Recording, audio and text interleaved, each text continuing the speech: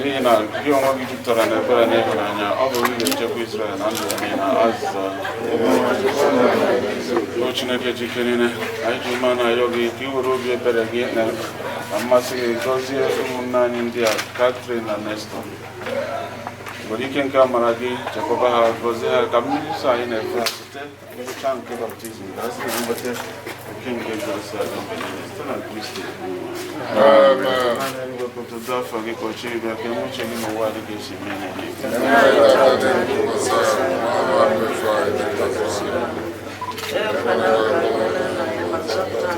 Kena mara Egypte na graso sabana gedi ngozi na chumwa na da ngozi wa for Jesus. Foto dina na mwana mwanso. Kampro bi Catherine na Nestor kampro hazwike na ndokwa. Hazwike de bodi mwana eki egide be chakwa sa hazwike na ndokwa. Kampro bi ana ko na ko ngara ta. Jina ke jike. You feel her when she was alive. If you feel her, you tell her you brought something for her and tell her to come. Let's go. I dropped what? Money? Yes, for her. And tell her to come. Let's go and give her the last respect. The time.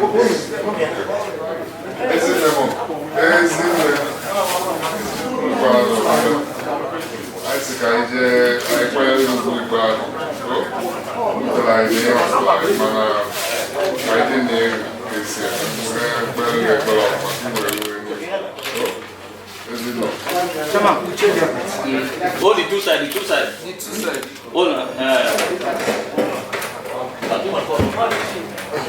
Drop.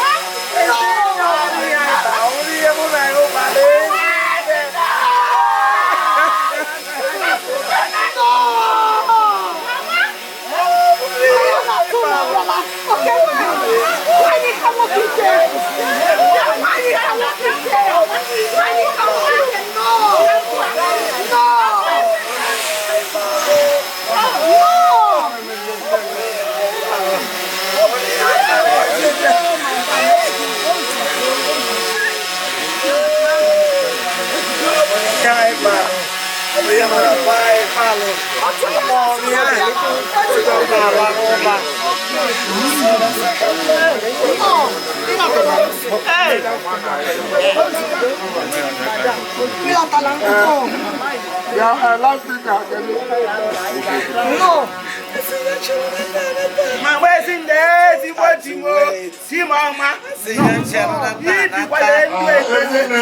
Mama. Ezinne Catherine Onugbolu. Are you Holy Spirit? Come, Holy Spirit, fill the hands of your faithful. Send forth the Spirit, and they shall be created.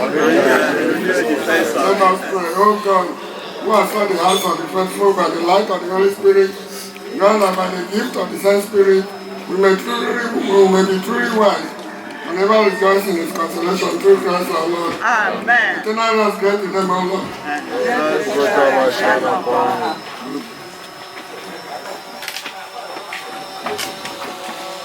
Eternal rest grant to them, O Lord. May they rest in peace. O Lord, hear my prayer. Let us pray. Oh God, the Creator and Redeemer of the faithful, grant to the soul of your servant, Mrs. Catherine Onugbolu, the remission of her sins, that through our pious supplication, she may obtain that pardon, which they have always desired, to live and reign forever and ever. Amen. Keep on my Joseph, our Reverend Father. Catherine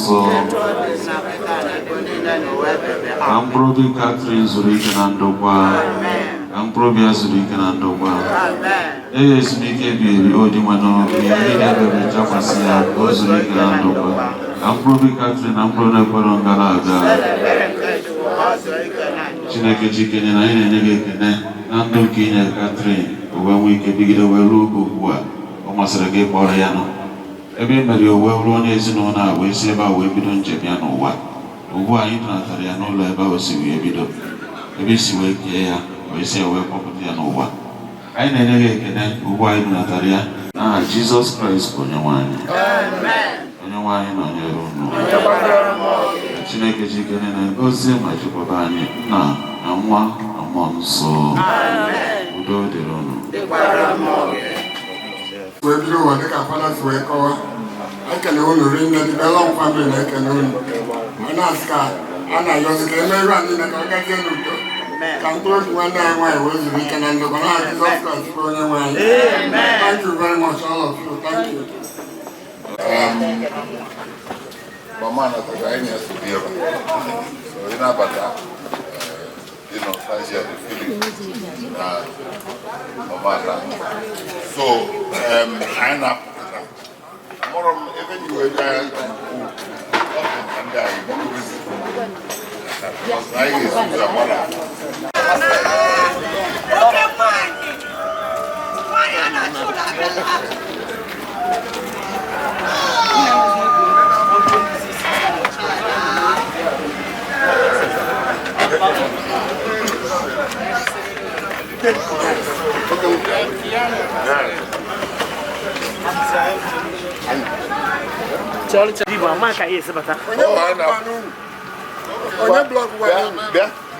What a block.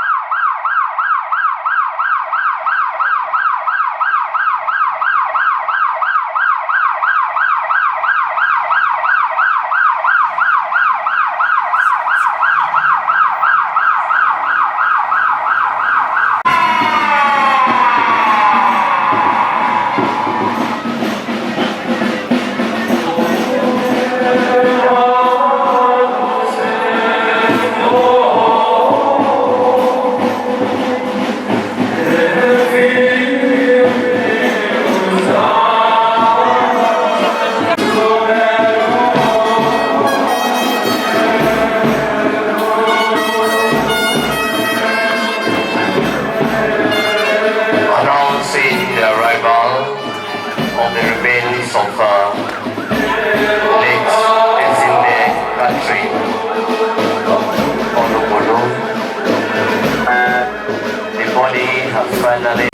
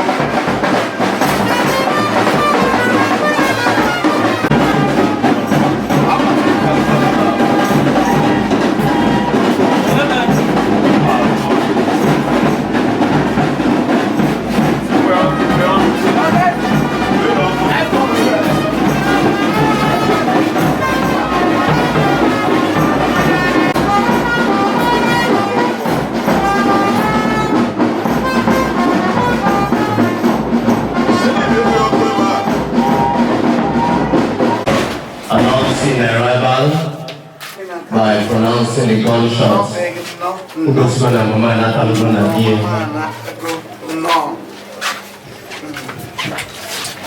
I for one year wine, Honorable Chief Mrs. Mary Onugbolu, the former INEC boss, Mamanda.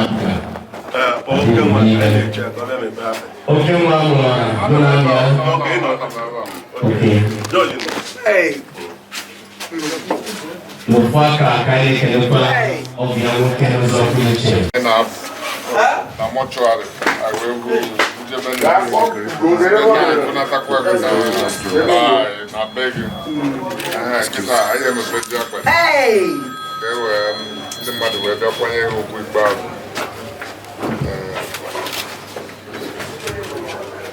Hey! Ezinne! Hey! Okay. Oh, hey, Mama! Mama! Mama! Ezinne! Ezinne! Hey! Igbaran no will be there. Jamoni Igbaran no will be there. Janalon no there. Company for the minutes. Bajeno. Ebanigo. Emucha. Asemjena la rola non tutto se apoha potenayo. Campo na mbwene. I was up coming also, isn't it? We are Kaibal. I stand another January. Another December, Gichelo. I see Gichelo, Nata. Hey! Isn't nice to Gichelo, Nata, December, Kaisianata. When was there when coming also?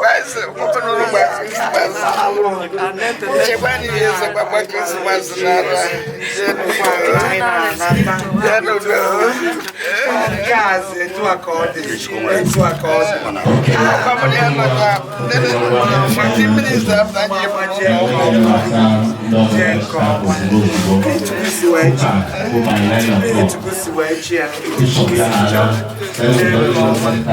we love you, but God loves you the most.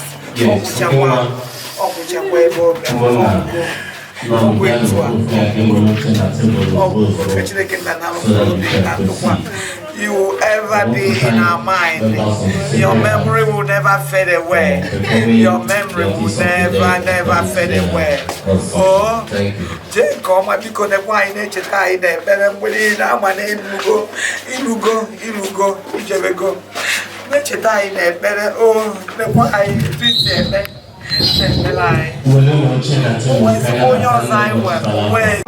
yes, because if you only try to keep us, you can do that right like an Batandogo. You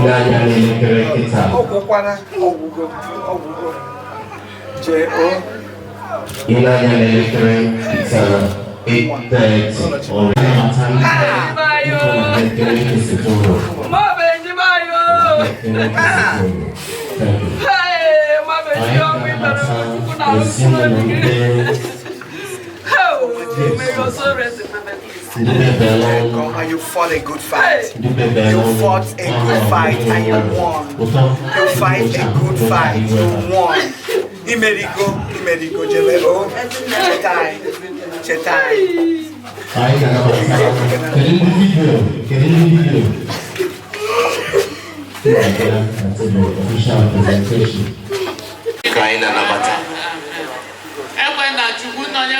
Hello, thank you. For Clemens, on behalf of our sister, Ezinne Catherine Onugbolu, who while on earth consecrated herself to you.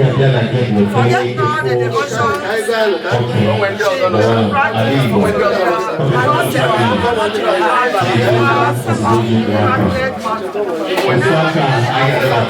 the holy hours and communion of restoration, and her effort to promote during her sojourn in the world of the Spirit. With faith and trust in your promises, her family was dedicated to your sacred heart and the Immaculate Heart of Mary, your most holy mother. Now that she has departed from this journey of tears, avail her of the full benefit of the fruits, indulgences, and promises contained in this devotion, pronounced by your sacred heart, especially that those who shall promote this devotion will have their names written in your heart, never to be effaced. We invoke God's divine blessing that is abundantly available through your wonderful your sacred passion, your death and resurrection, and we invoke that divine blessing that never be forgotten by your sister Kate Onugbolu, now be an exception. By the merits and intercession of all the veterans of this apostleship of the prayer, may Sister Kate Onugbolu receive a fair and merciful judgment. In union with them, grant that we also, without the loss of anyone, may come to share the vision of your eternal kingdom, where we shall meet to part no more for all eternity. Amen. God save the heart of Jesus. God save the heart of Jesus. God save the heart of Jesus. Immaculate Heart of Mary, pray for her. Saint Joseph, pray for her. Saint Margaret Mary, pray for her. Saint Claudia Columbia, pray for her. Saint Francis Xavier, pray for her. Saint Teresa of the Child Jesus, pray for her. All our patron saints, pray for her. Blessed Michael, in Renaissance, pray for her. Saint Catherine, pray for her. Our guardian angel, pray for her. Saint Peter and Paul, pray for her. We fly to your patronage. O Holy Mother of God, despise not our prayers in our necessities, but deliver us from all dangers. Forever glorious and blessed Virgin Mary. Amen. May the divine assistant remain always with us. And may the souls of all Sister Catherine Onugbolu and the souls of all the faithful departed, through the mercy of God, rest in peace. Amen. the grace, May the grace of our Lord Jesus Christ, the love of God, and the fellowship of the Holy Spirit be with us now and forever. Amen. anthem. Sacred Heart of Jesus, thy kingdom come. Sacred Heart of Jesus, I believe in your love for me. Sacred Heart of Jesus, I place my trust in you. Sacred Heart of Jesus, thy kingdom come. Sacred Heart of Jesus, I believe in your love for me. Sacred Heart of Jesus, I place my trust in you. Sacred Heart of Jesus, thy kingdom come. Sacred Heart of Jesus, I believe in your love for me. Sacred Heart of Jesus, I place my trust in you. Saint Catherine, pray for her. Saint Catherine, Pray for her. Saint Catherine, Pray for her. in the name of the Father, And of the Son and of the Holy Spirit. Obi dia so Jesus.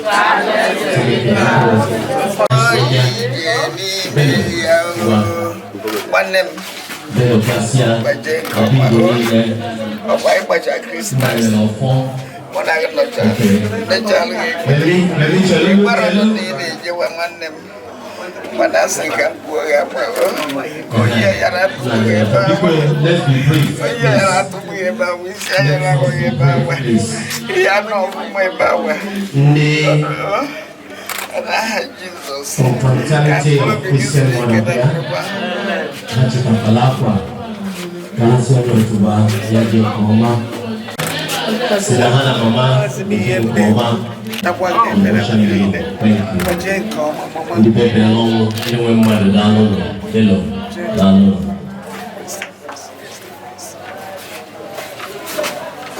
Oza Makano Nobu, ATDU.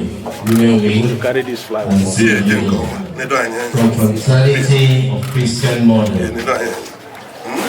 will perform the same rite. Then tenants to Mama living a yard I just see a Jane meaning I will see you go season coaching assisting.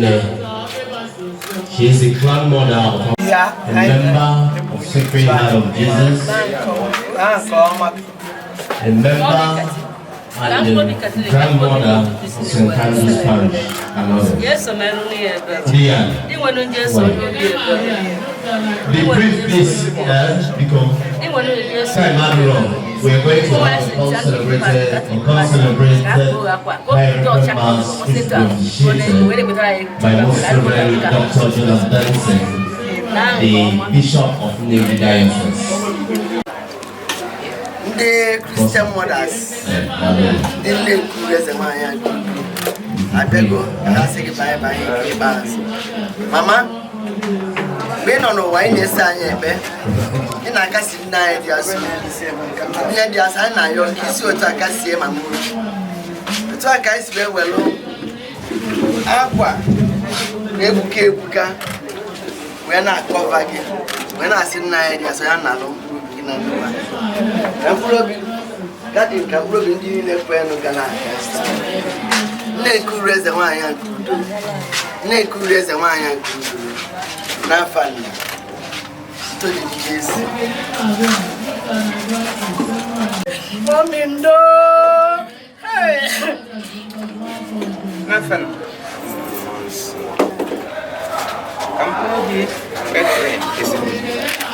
Come on, be dinner.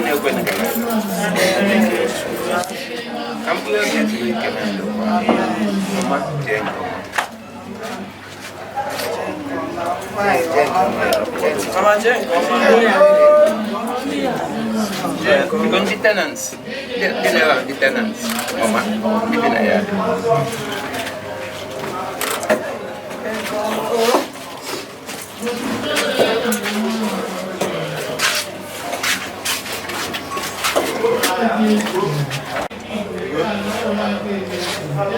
It is now.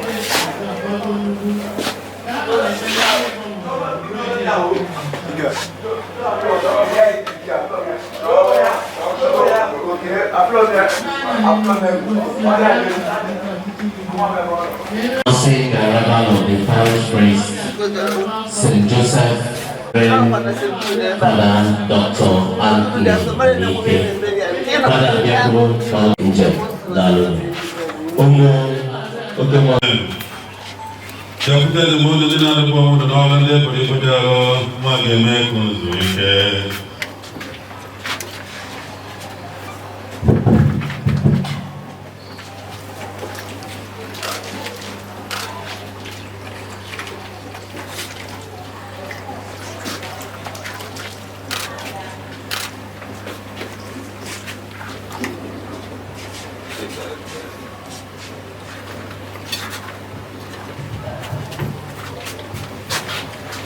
Onye nwanyị chetakwa n'ala eze gị ka ịza dị ya. N'ime okwu mmiri ka nsị akpọpụ gị biko sewara ayọ ka mkpọkwa oge ntị azịza. Ọ bụ na ịgụnyere ajọ omume niile onye nwanyị ga-adịrị cheta na mgbaghara dị gị n'aka ka e wee tụọ gị egwu azịza. Ana m eche onye nwanyị mkpụrụ obi na-atụ anya echefuru n'okwu ya azịza. Glory na atụ anya ọsọ karịa onye nkịta atụ anya Catherine Onugbolu ebere onye isi n'ụwa akpọrọ nabata n'otu ndị nsọ gị na alaeze gị bụsi ihe n'udo na onye ntasi obi niile na nnukwu ịhụnanya enweghị atụ na ebere gị n'ebe anyị nọ ị na-eme ọchịrị nke ọṅụ ka ọ bụrụ mgbalite n'ọnwụ nke ndụ ọhụrụ. Biko bịa tasie ndị nke gị nọ n'uru obi ma nyekwala anyị aka n'ụzọ nke ndụ ka anyị were nchekwa Jesu Kristi nwa gị site na Kristi onye nwe anyị. Ka mkpu obi Catherine na mkpu obi na-ekwe gara aga Jesu na-eli ebere o zuru ike na ndokwa anyị na-efụ na anyị nwere few minutes well ọka for more than 15 minutes or 20. But the best option is to best. After the snapshots, we depart from the church service. Many are short. Very short. You can start with Mama, Ezinne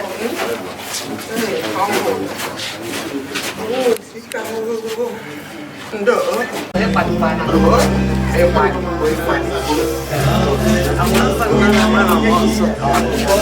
Aku Catherine Onugbolu dile kwa ngalaga ibane bere Mommy andi sendu nene ngeze grava ile ke mtu eno adike sugane sene mare na ofani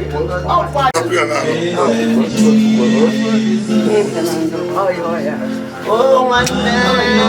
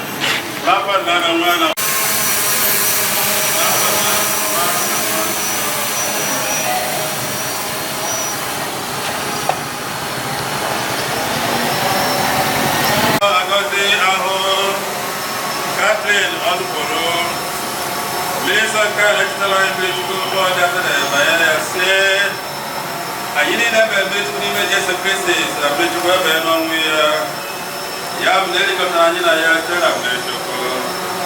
Yeah, but they got Chris Dicker to get a million. They talk about I get to the window. Over 9 I visit the Baluto you come here, and I got the Baluto you can be. Kajira Rijo, Uyumani, Aituma, Ayaberegi, Urobiamagi, Naraklobi, Monogin, and Nabuka. Mabara Yabere, Obulome, and Adi Kanao, Diko, Paraya, Topiana Wineko, Wagabenan Devi, Sana Christian. I'm going catching, I'm going to Mangalaga. Yes, very. Goes the link and I do.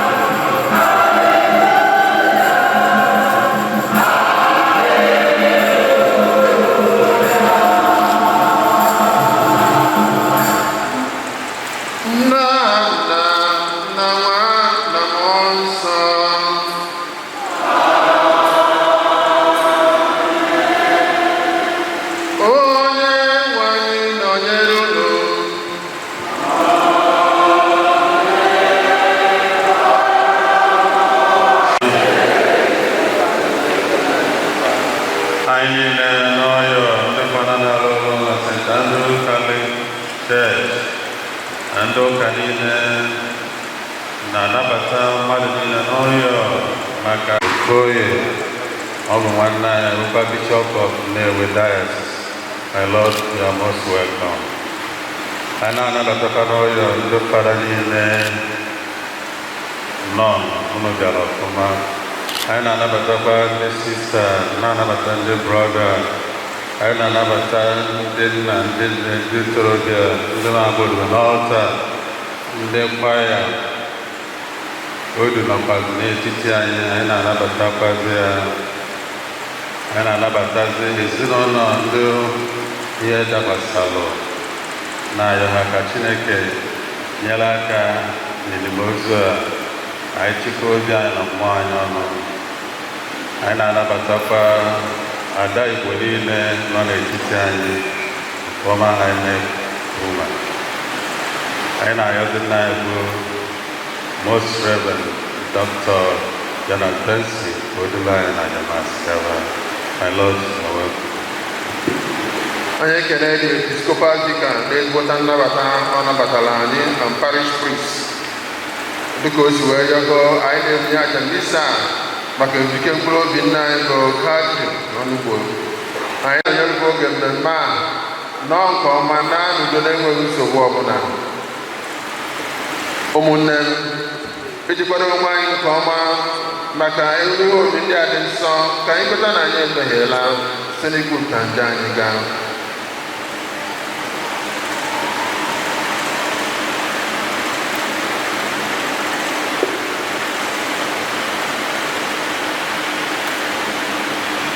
Queen Jesus says, another country so scored them.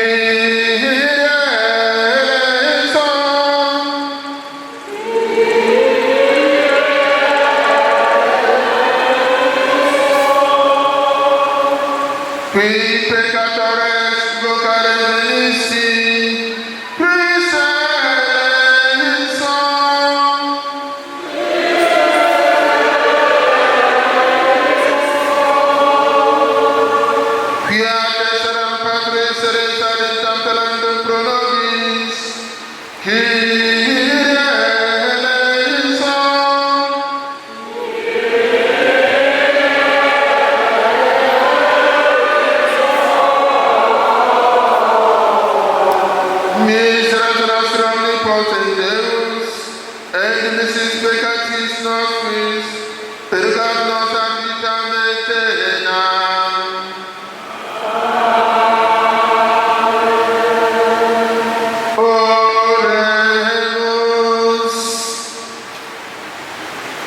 Chineke nna pụrụ ime ihe niile, itinyere anyị ndị na-asọpụrụ nne na nna anyị.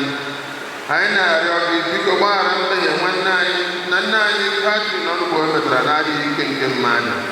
Mee ka anyị na-ekọrọtakwa ọzọ otu ụbọchị n'ala eze gị. Site na Jesu Kristi nwa gị onye gị na ya dị ndụ na-achị na-edekọta otu nke mmụọ nsọ Chukwu site n'ụwa ta ụwa niile.